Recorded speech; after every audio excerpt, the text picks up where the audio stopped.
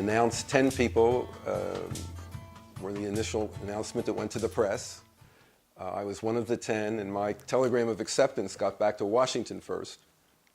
Spelled wrong, Fledman instead of Feldman, but they did make me the first Peace Corps volunteer in the country. I'm told they used to toast, "Here's to Fledman," whoever he is. I think there were many factors involved here. One was the idealism of wanting to go out and do good. But there's no question the sense of adventure of a young person just graduating from college was also a big factor. I imagine had it been 100 years earlier, I would have gone down to the docks and tried to get on a sailboat to somewhere. In the early days of the Peace Corps, you did not apply to a specific program. So when I was told I was going to Tanganyika, which is Tanzania today, the first thing I had to do was take out a map and find out where it was. But Tanganyika had requested geologists and road engineers, surveyors. And so everyone that was accepted had that in their background. And where'd you train? We trained in El Paso, Texas for 2 months. We trained for another 30 days in Puerto Rico. They tried the Outward Bound program out on us to toughen us up physically. And then our first month in Tanganyika, we studied Swahili together as a group. From the beginning, they talked about 3 goals. I believe those 3 goals are still in place. One is to do something worthwhile, to give something to developing countries of the world. Secondly, for the developing countries of the world to get to know Americans. And thirdly, and probably most importantly, for Americans to get to know other cultures. And I think those objectives were well met, at least in my case. And then I was assigned in the middle of the country by myself to a 60-mile road project. A complicated scene, an Italian construction company, so there were 30 Italians, mechanics, road engineers, heavy machine operators. There was an Englishman and an Irishman and myself who were seeing that the government's interests were followed. I was called a resident engineer. And about 500 Tanganyikan workers. So it was a eye-opening experience for me. I was very young.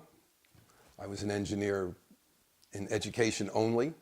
I knew next to nothing, but I learned a lot. I ate in an Italian mess, so they were singing opera. The food was good. Movies, now and then some movies were flown in. There were other Peace Corps people 100 miles away, which I would get to every couple of months. So was this satisfying for you? Extremely satisfying. The work I felt was meaningful. Not all Peace Corps volunteers, I think, ended up in situations that were as fulfilling as mine. The contact with the Tanganyikans was daily, but I did live in a road camp. All white people are referred to as Wazungu, and I definitely was a Mzungu. There was a colonial history. I'd say most of the people in the area where I worked had no idea where America was or what it was. Kennedy, they were interested to know what tribe he came from. Just a rich, very, very rich time. How did this influence you when you came back? I'd say hardly a day of my life goes by that in one way or another I don't think of that experience. Like many Americans that have this experience, we are of this culture. We want its rewards. And with myself, I carry within me, I think, two poles. One is the basic and essential fascinates me in life, but I'm also interested in the sophistication of our country also. And those two tug at each other. And I think particularly for those that had a Peace Corps experience. I think that tension I would say, is in most of us. How to digest that experience, and how do you live your life, trying to deal with what you have seen, and the disparity, the particular disparity, economic disparity and opportunity disparity that exist in the world. What does one do about that? I think because of all the hoo-ha with the first group that went in the Peace Corps, I think we had an overly heroic view of what we could accomplish. And I can personally say I think I had that view, that somehow I was going to make some major, I was going to bring, so presumptuous, I was going to bring Tanganyika into the 20th century, whatever that meant. So I think I was suffering from feeling somewhat of a failure.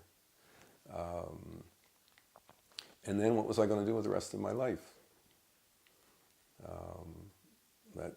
But I think that's also an issue with a lot of young people.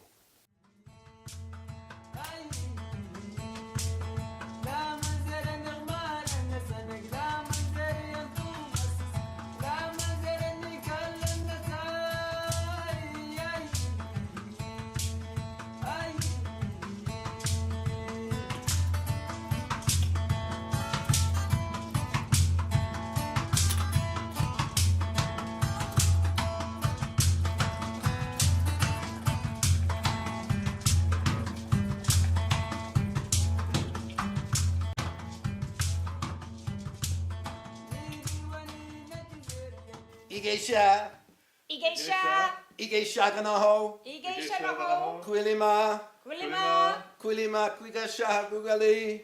Kulima, Good. Now I'll take it solo here.